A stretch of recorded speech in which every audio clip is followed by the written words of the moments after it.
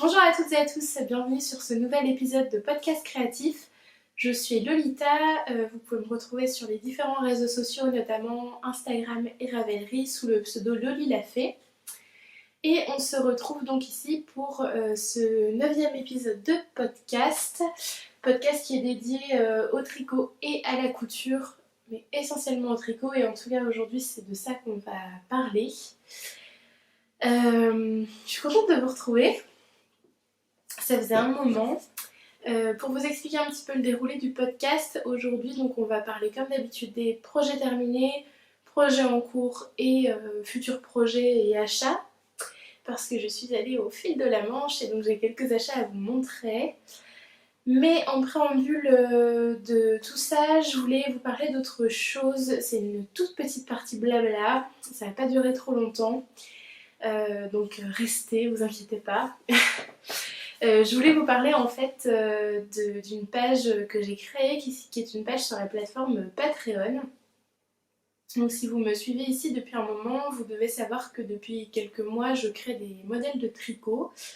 Je crée mes propres designs en fait que je vends donc sur Ravelry.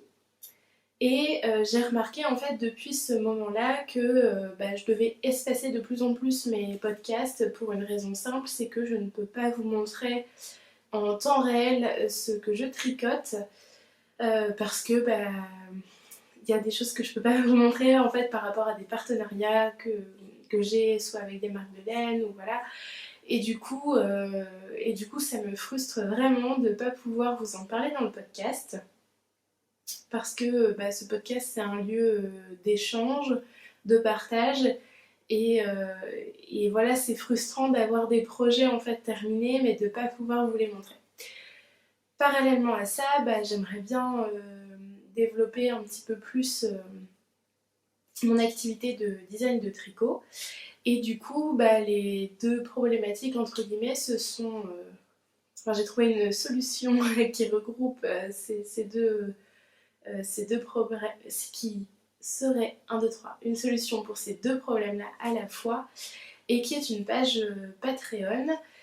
Ça faisait quelques semaines que j'y pensais et c'est mon amie Sophie, donc Little Things to be Happy, qui m'a convaincue de le faire. Pour vous faire un petit topo rapide, Patreon c'est une plateforme de soutien pour des créateurs ou créatrices que vous aimez, que vous suivez. Et ça permet en fait de pérenniser leur activité et notamment de... Parce que c'est un soutien... je vais y revenir, mais c'est un soutien global, c'est-à-dire qu'il y a, oui, un soutien financier, mais c'est aussi une super plateforme d'échange. Et ce soutien-là, il leur permet du coup vraiment déjà de, comment dire, de créer en fait, de se créer une rémunération qui est assez stable. Et puis du coup qui leur permet de subvenir aux besoins de leur activité et notamment de payer les charges qui sont liées à leur activité de création. En gros, moi sur ma plateforme, j'ai pas révolutionné l'histoire de Patreon, en tout cas pour le design de tricot, parce que je suis déjà moi deux designeuses de tricot sur Patreon. J'ai regardé un peu ce qui se faisait chez les autres et tout le monde fait à peu près la même chose, c'est-à-dire que vous avez 3 types de soutien, 3 catégories. La première, c'est vous donner 2$ par mois à la créatrice. Et en échange, vous avez accès à un contenu exclusif, c'est-à-dire des photos des prochains patrons, en avance évidemment, un article par mois qui résume tout ce qui s'est passé sur le mois pour le créateur ou la créatrice. Moi je mets des stories aussi, donc vous avez accès à ces stories là, enfin voilà. Ensuite vous avez l'option 5$ par mois qui vous donne accès au même contenu que pour 2$, mais vous avez en plus un patron par mois. Donc soit il y a un patron qui sort ce mois-là et vous l'avez gratuitement, soit il n'y a pas de patron ce mois-ci, ce qui devrait pour ma part être très rare par rapport au planning de sortie que j'ai prévu. Mais s'il n'y a pas de patron ce mois-ci, et je crée moi un code en fait qui vous donne accès à n'importe quel patron dans ma boutique Ravelry. Et pour 10 $ par mois, eh bien, vous avez accès donc toujours aux mêmes choses, plus des vidéos, type podcast, mais pour le coup en temps réel, de tout ce que je tricote et des projets à venir pour les designs. Vous avez accès donc aux vidéos. S'il y a plusieurs patrons qui sortent sur le mois, moi je choisis de vous donner accès à tous les patrons. Donc s'il y en a 2, bah, vous aurez 2 patrons. S'il y en a 3, vous aurez 3 patrons. Ça devrait pas être tous les mois, je le précise, parce que sortir 3 patrons par mois ça va être un peu compliqué, mais en tout cas voilà. Et puis accès en avant-première aussi au testnet. Donc voilà, je voulais vous parler de ça parce que en fait, je veux pas que ce podcast devienne une publicité pour Loli la Fée.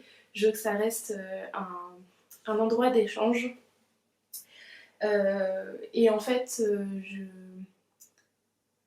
comment dire, voilà, je voulais vous en parler une bonne fois pour toutes, pour vous dire que si vous aimez me suivre, enfin si vous aimez mes designs et que vous souhaitez me soutenir sur Patreon, je vous mettrai le lien dans la description. Maintenant, si vous préférez juste regarder mes podcasts, et bien sachez qu'ils vont continuer. Patreon ne viendra pas en remplacement des podcasts, ce sera un complément. Et donc les podcasts vont continuer, et puis moi je continuerai à tricoter aussi de temps en temps des patrons d'autres designers. Parce que déjà j'aime bien, ça me repose le cerveau de temps en temps, c'est pas mal aussi. Et puis bah ouais, je vous dis, j'ai pas envie que ça devienne ici une espèce de publicité géante pour mes patrons. C'est pas du tout l'idée. Donc voilà. Simplement, bah voilà, je voulais vous parler de cette page-là. Qu'est-ce que je voulais vous dire? Oui, que en fait, si on fait le calcul, enfin si on... 1, 2, 3. Un patron, par exemple chez moi, un patron de pull coûte 7,20 € sur Ravelry. Donc ce qui est beaucoup plus cher que 5 $ sur Patreon. Donc juste pour vous dire que si vous aimez mes patrons et que vous en achetez régulièrement, eh ben, n'hésitez pas à aller me soutenir sur Patreon, parce que pour vous ça ne changera rien, enfin même si ça vous coûtera moins cher pour avoir accès à du contenu en plus. Et pour moi ça changera beaucoup de choses, parce que ce revenu là, ce revenu de Patreon, bah, c'est un revenu fixe qui me permet du coup de payer toutes les charges qui sont liées à Ravelry, à Paypal, aux taxes. Donc, et qui vont du coup me permettre de développer plein d'autres choses pour ma marque de patron. Voilà, j'en ai terminé avec Patreon. Si vous souhaitez me rejoindre dessus, allez-y. Il y a déjà un premier article et une première vidéo qui sont en ligne, et puis ce sera alimenté très régulièrement. Passons donc maintenant au podcast normal. Je vais vous parler donc de mes projets terminés. La dernière fois, c'était un petit projet en cours. J'avais commencé une paire de chaussettes de Elong avec Anna, qui est une des designers que je suis sur Patreon d'ailleurs, et j'aime beaucoup. Donc c'est les chaussettes Erel. Alors, je ne sais pas si vous verrez bien le point. Fais le focus. On voit pas super bien. Parce que c'est peut-être pas la laine idéale pour mettre en valeur le point, mais en même temps j'aime beaucoup la laine, donc je suis partagée, mais voilà. Donc c'est des chaussettes qui se tricotent du mollet vers la pointe. Donc on tricote d'abord le point fantaisie, ensuite on commence un talon renforcé, donc qui est fait avec des mailles glissées. Ensuite, on fait avec des rangs raccourcis le talon, puis le gousset avec des petites diminutions, on continue, et puis on tricote tout droit jusqu'au bout, où on commence des diminutions pour la pointe, qui se termine du coup comme ça. Donc c'était mes premières chaussettes. Je disais la dernière fois, j'ai galéré un petit peu, mais c'est pas du tout lié au patron, c'est parce que le patron est écrit pour des aiguilles double pointe, et moi j'ai voulu absolument le faire en magic loop. Donc pour des premières chaussettes, c'était pas intuitif pour moi. Pour quelqu'un qui a déjà tricoté des chaussettes, de passer des explications des aiguilles double pointe à des explications Magic Loop, c'est pas du tout un souci, ça se fait vraiment très facilement. Simplement, comme moi c'était mes premières, bon, j'ai un petit peu dû réfléchir. Mais vous voyez, j'y suis arrivée, hein, c'est pas non plus insurmontable. Donc voilà, qu'est-ce que je peux vous dire? Donc on a les côtes torse au début, le petit point fantaisie, j'avais dit.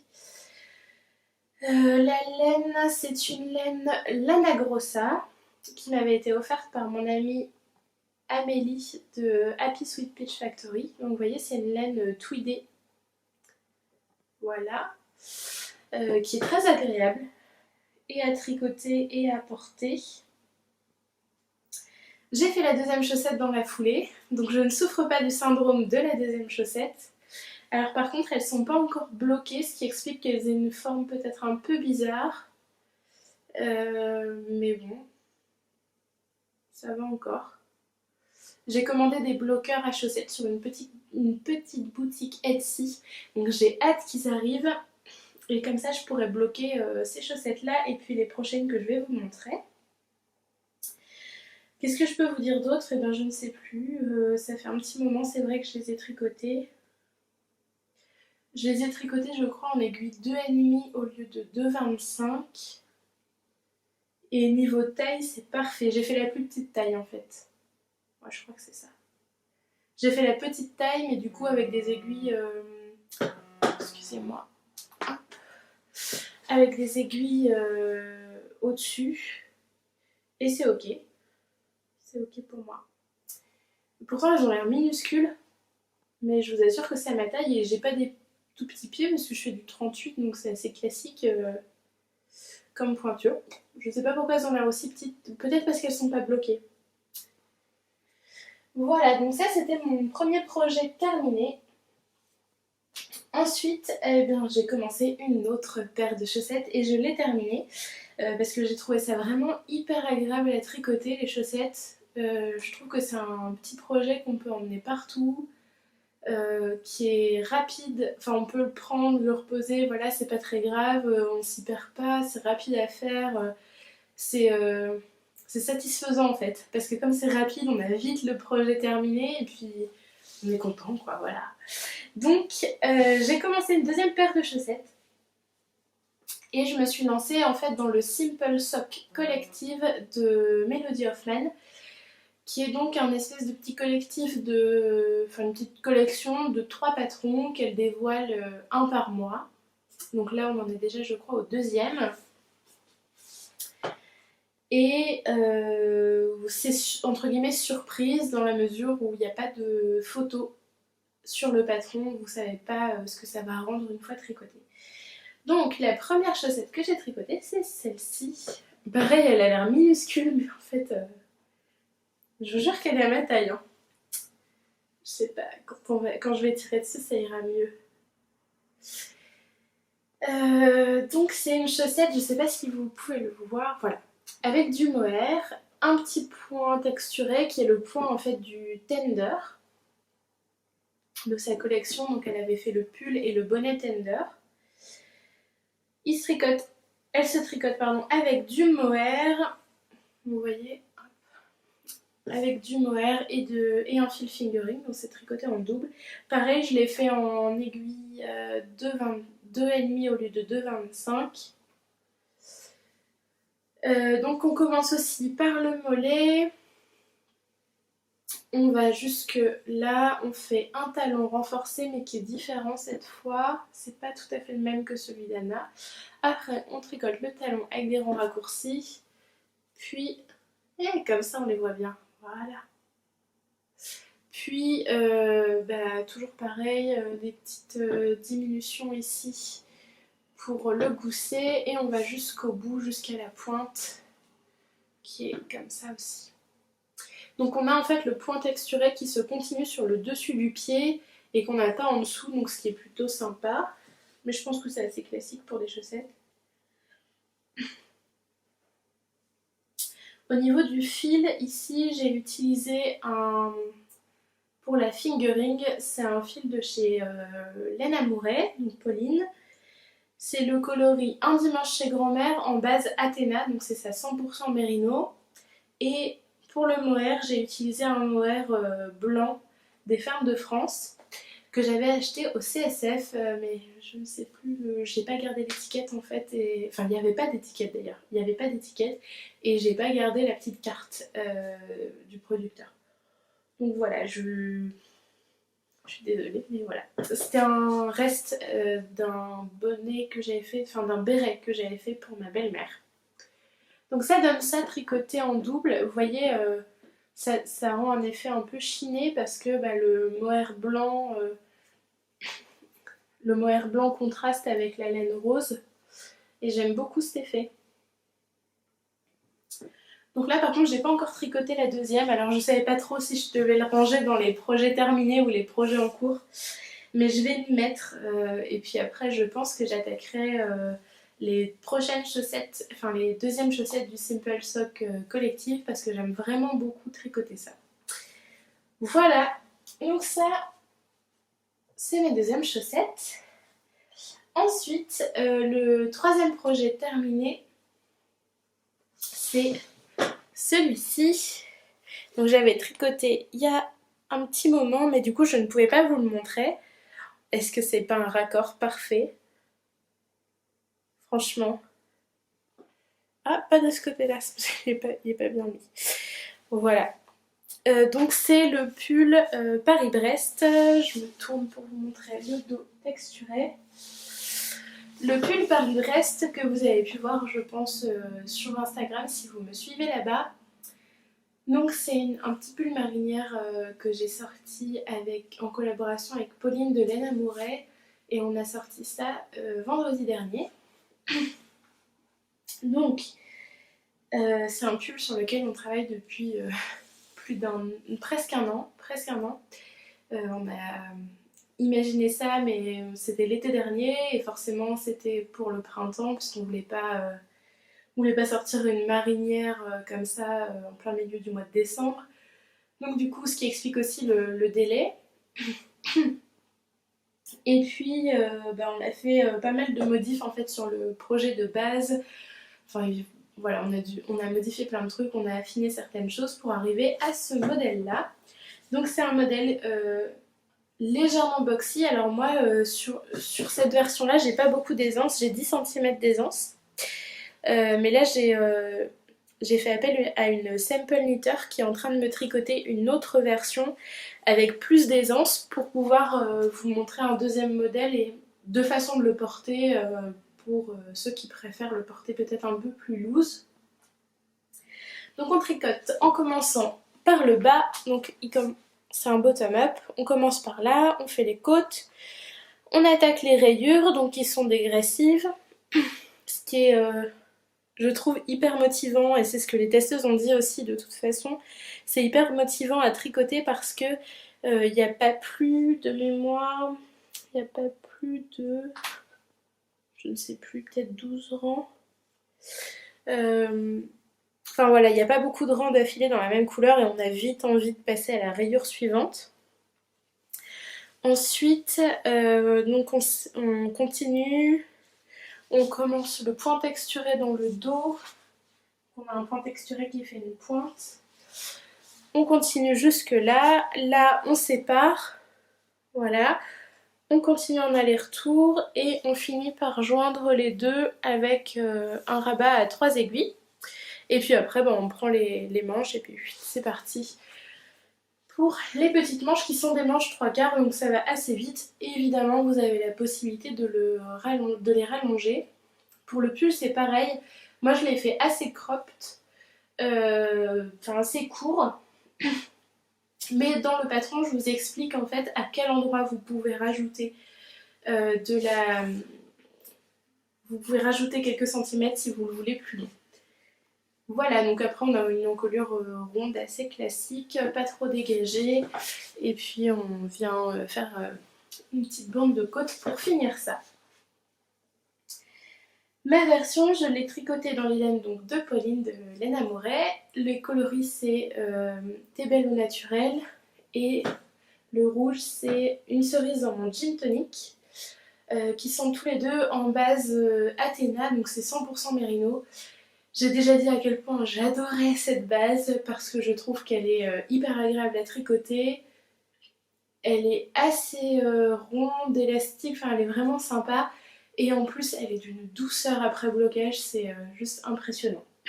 Et elle se lisse vraiment beaucoup. Elle est hyper régulière en fait cette base. J'ai des poils de chien. Donc pour les kits, on a sorti en fait des kits, enfin Pauline a sorti des kits pour le tricoter sur sa boutique. On a sélectionné 4 combos de couleurs. Donc le premier c'est celui-ci, donc blanc et rouge. Ensuite on a choisi un combo blanc et caramel au beurre salé qui est sa couleur la plus connue. Donc caramel au beurre salé pour le contrastant. Ensuite, on a voulu aussi 2 kits avec une dominante foncée. Donc on a sorti un premier kit qui est marine et blanc. Donc les couleurs d'une marinière classique mais inversées. Et puis un dernier qui est celui qui avait le plus plu parmi les testeuses. Donc c'est Charles, donc c'est un gris moyen. Avec les rayures en rose tendre, donc c'est de la tendresse en bouton. N'hésitez pas à aller voir du coup sur son site si ça vous intéresse.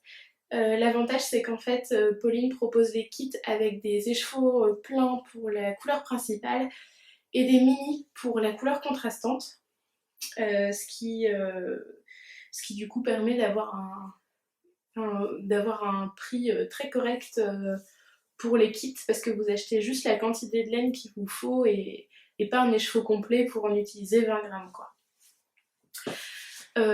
Voilà, de toute façon tous les métrages sont détaillés sur la fiche Ravelry du projet, donc si vous voulez aller voir ça vous pouvez aussi parce que c'est totalement un projet qui peut utiliser par exemple pour la couleur contrastante, qui peut utiliser des gros restes, donc ça peut être intéressant aussi si vous cherchez à utiliser vos restes. Voilà. Je sais pas quoi vous dire de plus sur ce projet. Si, quand même, merci beaucoup parce que je crois que c'est le projet, c'est le design qui vous a le plus plu depuis que j'ai commencé à faire des designs et vraiment, vraiment merci beaucoup pour l'accueil que vous lui avez réservé. Je reviens là-dessus 2 secondes, mais c'est du coup le projet, le design, le patron qui sera offert pour le mois de juin pour les personnes qui me suivent sur Patreon. Comme j'ai lancé ma page Patreon après la sortie du modèle et que je l'ai fait un peu... la décision s'est prise rapidement en fait, j'avais pas réfléchi avant. Enfin j'y avais réfléchi mais je m'étais pas décidée, voilà. Comme ça s'est fait rapidement, j'ai pas pu anticiper ça et notamment j'ai certaines personnes qui me suivent sur Patreon et qui avaient déjà acheté le modèle. Donc sachez que pour celles dont c'est le cas, de toute façon pour le mois de juin je donnerai un code qui donne accès à n'importe lequel de mes modèles sur Ravelry. Donc comme ça celles qui ont déjà acheté le Paris-Brest pourront quand même avoir un autre modèle gratuitement. Voilà, j'en ai terminé pour les projets terminés. J'ai un gilet aussi terminé mais que je ne peux pas vous montrer. Je vais juste vous montrer la laine. Hop. Donc j'ai terminé un gilet qui devrait sortir, je pourrais vous le montrer je pense fin août ou début septembre.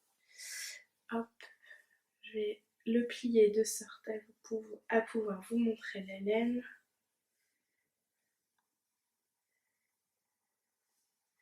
Voilà.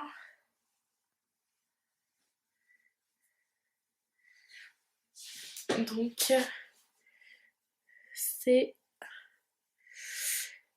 un gilet du coup que j'ai tricoté dans les laines de la pelote vagabonde. Dans sa base Journey. Donc c'est 75% mérino, 25% soie. Et le coloris c'est Tea Time. Donc voilà, je vous fais un petit zoom pour vous montrer ça parce que j'aime vraiment énormément ce coloris. J'ai adoré tricoter cette base. Elle est très douce et vous le voyez, elle est hyper régulière quoi. On dirait presque du tricot machine, c'est incroyable comme elle s'est... Je sais pas pourquoi il fait pas le focus. Voilà. C'est incroyable comme elle s'est lissée au blocage, c'est juste fou. Voilà, donc ça c'est un projet que je vous montrerai plus tard. Ensuite, ben, on va pouvoir passer au projet en cours. Donc j'en ai deux. Oui, j'en ai deux.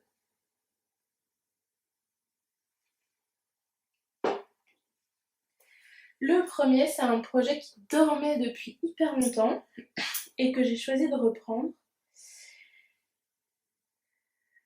Parce que en ce moment il fait super moche, je sais pas si c'est pareil chez vous, mais moi j'habite dans le nord. Là on est, je sais plus quelle date, mais on est le 12 juin, voilà. Alors il fait encore clair, vous voyez là il est 20h et il fait encore super clair chez moi. Mais en fait il pleut quoi, il pleut, on a l'impression qu'on est au mois de novembre, c'est vraiment horrible. Donc du coup je suis pas du tout motivée pour des tricots estivaux. À la base je m'étais dit peut-être que cet été je me tricoterais un top en lin ou quelque chose comme ça, mais j'en ai pas du tout envie. J'ai envie de mohair, de... ben voilà, j'ai envie de gros pulls en déca, mais pas du tout de trucs estivaux. Voilà. Donc j'ai repris mon pull secret de Atelier Émilie. Qui est une créatrice que j'aime beaucoup et j'avais craqué sur ce pull en fait à sa sortie et je l'avais mis de côté, je ne sais plus pourquoi. Pourquoi je l'avais mis de côté? Je pense que j'avais commencé mes modèles tout simplement et du coup il avait plus la priorité. Il l'a toujours pas parce que j'ai des deadlines à tenir sur mes modèles, mais en tout cas j'ai plaisir à le reprendre et j'ai vraiment envie de le terminer parce que là c'est trop dommage de le laisser comme ça. Je l'ai repris en fait, il était à peu près là. Donc j'ai tricoté la fin du corps devant Roland Garros. Et puis là j'ai attaqué un premier bébé, tout bébé manche. Donc voilà. Le coloris de cette laine, donc c'est une laine de Pauline, encore une fois c'est laine Amouret. C'est sa base Aphrodite, donc c'est bébé alpaga soie cachemire. C'est cette laine là qui a l'air beaucoup plus nuancée sur la caméra que ce qu'elle est en vrai, donc c'est assez bizarre, mais voilà. Et je la double du coup avec un fil de mohair qui est de la Kid Silk de chez Drops en coloris beige. Et je voulais vous montrer quand même ça parce que c'est assez drôle. Vous voyez ça c'est un dimanche chez grand-mère doublé en beige et ça c'est un dimanche chez grand-mère doublé en blanc. Ah, c'est drôle, ça a l'air presque pareil en fait sur la caméra alors que je trouve qu'à l'œil nu ça sort pas du tout pareil. Enfin, donc ça fait pas le même chiné quoi. Là on a un chiné un peu plus franc alors que là c'est peut-être un peu plus fondu. Vous voyez on n'a pas vraiment la différence là sur les mailles. Enfin voilà. Évidemment c'est d'une douceur à tomber, c'est vraiment hyper agréable à tricoter. Le pull est très bien expliqué, moi je tricote la taille M1 de mémoire. Il est très sympa, j'aime beaucoup, alors évidemment on l'a beaucoup vu, vous devez le connaître, mais il se caractérise par ce raglan en fait qui est assez original, parce qu'il part droit en fait là, avant de se courber ici. Donc ça suit vraiment la courbe de l'épaule. C'est très joli porté, c'est vraiment ça qui m'avait fait craquer. Et puis pareil, là on a une encolure assez originale aussi parce que on a un V qui commence ici et qui se termine en arrondi en fait. Voilà. Donc ça c'est le pull d'Émilie, Atelier Émilie, que j'avance tranquillement. Je suis pas pressée de... Enfin, je suis pressée de le porter, mais je le tricote quand j'ai le temps, quoi. J'ai pas d'urgence à le faire. Hop. Voilà, mais j'espère quand même que je vous montrerai terminé bientôt. Et ensuite, mon deuxième projet terminé, je ne peux pas vous le montrer malheureusement parce que c'est un design qui est en cours, mais je peux vous montrer les laines.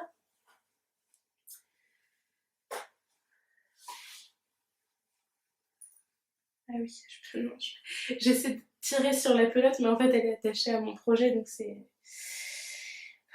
Voilà, c'est la fin de journée, n'est-ce pas? Donc j'ai choisi en fait un combo chez Madeleine et Philibert quand je suis allée au fil de la Manche. J'ai adoré ces laines, j'aime beaucoup ce qu'elle fait et je suis tombée amoureuse de 3 laines et tout de suite je les ai vues ensemble pour faire un châle. J'avais pas encore le modèle en tête, mais ça m'a vraiment inspirée et je suis partie de ce combo là pour dessiner mon châle. Et là, je crois qu'il sera terminé en même pas une semaine parce que je suis vraiment trop motivée à le faire. Donc la première couleur c'est celle-ci, c'est Luxembourg. Donc vous voyez c'est un écru je pense naturel avec des petits speckles taupe. Il y en a, c'est assez discret, moi j'aime beaucoup ce coloris. C'est sympa à tricoter parce que du coup c'est du blanc, puis d'un coup on a une petite speckle taupe, c'est assez agréable. Ensuite la deuxième couleur c'est celle-ci, donc c'est un rose beige qui s'appelle Jersey. Et la troisième, celle que je suis en train de tricoter, donc vous voyez c'est un plus gros cake tout de suite, c'est Bruges. Donc là c'est un grège taupe qui est assez connu. Il y a eu pas mal de projets tricotés avec cette couleur. Et donc ensemble, ça donne, hop, ça donne ça.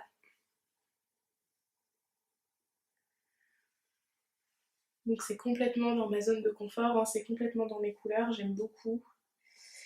C'est des couleurs très douces en fait je trouve. Et ce qui est drôle, je me rends compte en les tricotant que quand on les voit comme ça a l'air ça a l'air d'être des couleurs très pleines, très unies. Et en fait, il y a plein de petites nuances, mais qui sont très discrètes. Et du coup, quand on tricote, on les voit passer là, sous les doigts et c'est vraiment agréable. Elles sont très douces. C'est la base Big Sock de Madeleine et Philibert, donc Catherine. C'est sa base 75% mérino, 25% nylon, je crois. Je vais vous confirmer ça tout de suite parce que j'ai les étiquettes ici. Oui, c'est ça. Donc là, vous voyez, c'est l'étiquette du rose Jersey. Donc c'est une fingering qui a un métrage assez généreux parce qu'on a 425 mètres pour 100 grammes. Et donc c'est bien 3 quarts mérino, 1 quart nylon. Je suis assez surprise de voir ce que le nylon apporte en douceur en fait au mérino. Je pensais pas que ce serait aussi doux, je pensais que ce serait plus sec en réalité. Mais voilà. J'ai hâte de voir du coup ce que ça va donner une fois que ce sera bloqué. Et qu'est-ce que je voulais vous dire? Je ne sais plus. Oui, bah du coup je tricote ça tranquillement. J'aimerais bien en fait le finir pour le trail tricot. Mais bon, va falloir que je drop un petit peu quand même parce que le trail tricot c'est bientôt. C'est dans 3 dodos. Donc oui, il va falloir que je me dépêche. Mais en fait j'aimerais bien montrer le châle terminé à Catherine. Voilà, parce que je lui ai rien montré encore, donc ce sera la petite surprise au trail. D'ailleurs, je sais pas si vous allez au trail, mais j'ai trop hâte d'y être. C'est la première année que j'y vais, j'ai pas pu y aller les 2 autres années.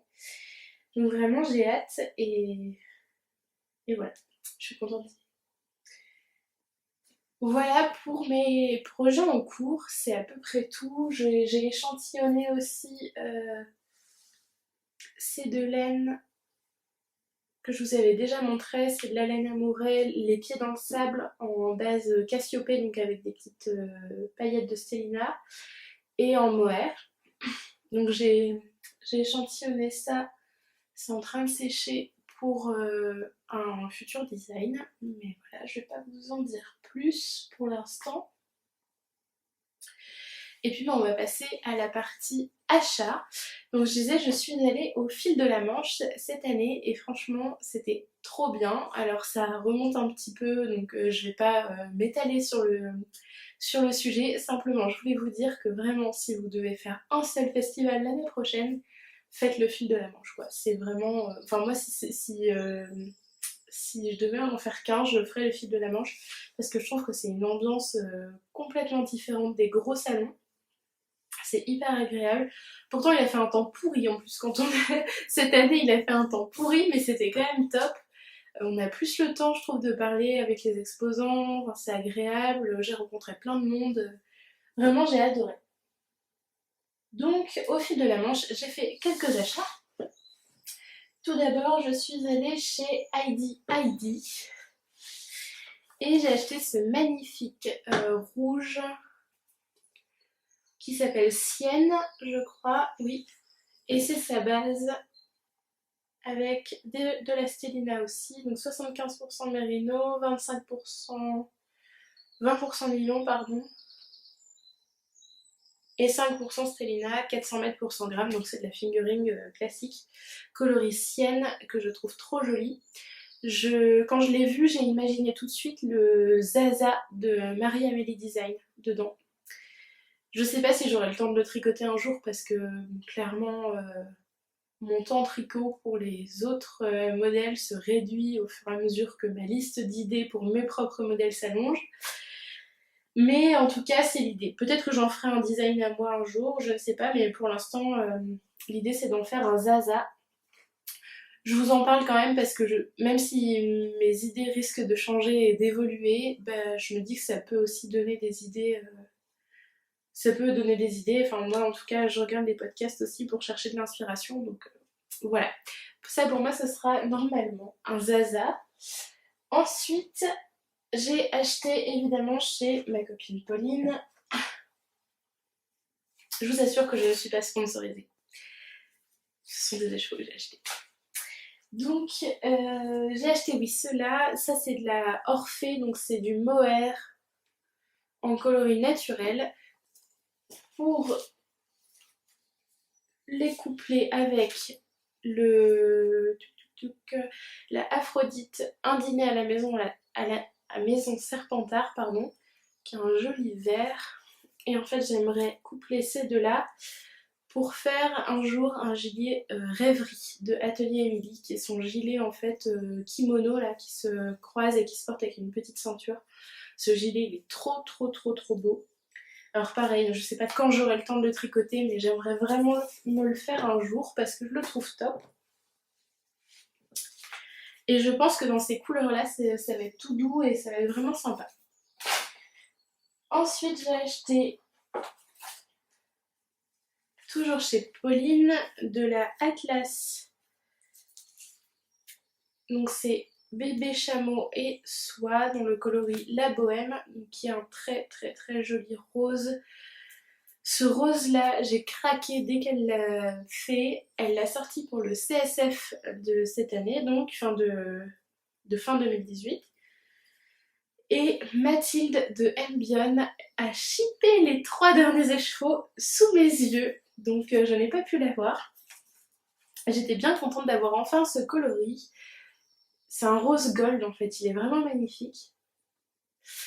Et ce sera normalement un châle RL de Long avec Anna, en tout cas c'est l'idée de base. Et pour finir, j'ai acheté sur le stand des chevaux solidaires, puisqu'elle avait un stand.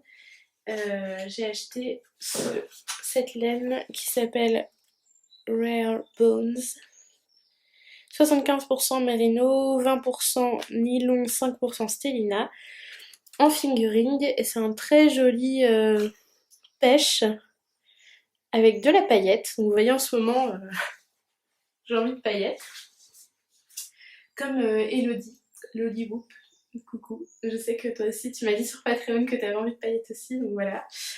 Et ça, bah, je pense que je ferai du coup les dernières chaussettes du Simple Sock Collective de Melody Hoffman avec, si l'échantillon correspond.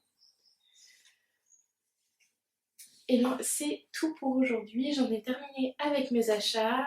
J'espère que ce petit épisode de podcast vous aura plu, je pense qu'il sera pas très long.